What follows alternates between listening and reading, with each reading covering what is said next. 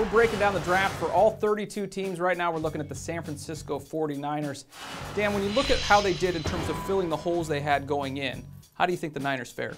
Well, you know, they really didn't have too many holes. Nice position to be in. Right. I mean, really, the one hole was that guard spot that was vacated by Adam Snyder leaving for the Cardinals, and I think their fourth-rounder, Joe Looney, might fill that need. He's going to be competing with a bunch of guys that are on the roster there. So, you know, they could afford to probably take the best available athlete, although I think they really wanted to jazz up that offense, which they did with those first two picks.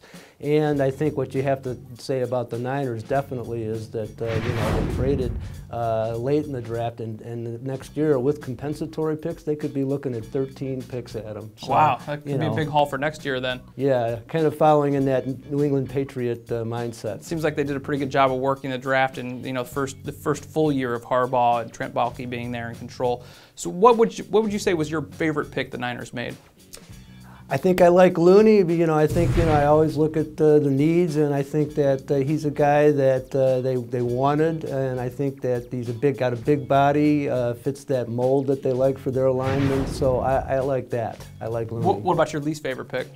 Well, you know, I mean, A.J. Jenkins, you had other guys like Stephen Hill and Ruben Randle on the board at the time of that pick. Now, Trent Baalke had said a long time ago that he had his heart set on a particular guy, and, you know, our sources tell us that it was this Jenkins. Didn't start off too well at Illinois, but came on real strong the last couple of years, and they like him a lot. I need to see some things, though, before I'm sold on him. Well, last year they took Aldon Smith early, and people thought it was way earlier than he was going to go, and it seems like it worked out pretty well. So overall, when you look at their draft as a whole, how are you grading the Niners?